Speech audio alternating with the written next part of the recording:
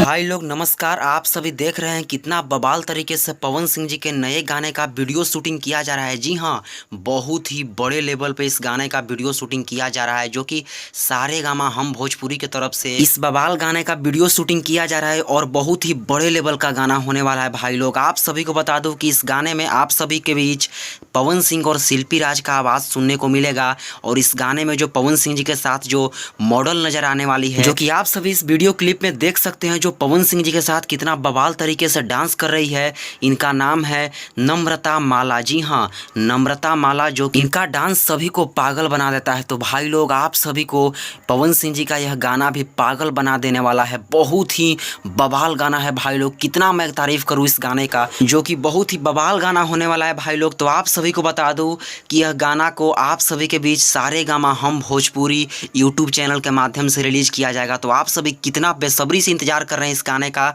हमें comment box में comment करके जरूर बताएं। और वीडियो अच्छा लगा तो वीडियो को लाइक करें, चारों तरफ शेयर करें और चैनल पर नए हैं तो सब्सक्राइब करके बेल का आइकन जरूर प्रेस कर लें। Thank you.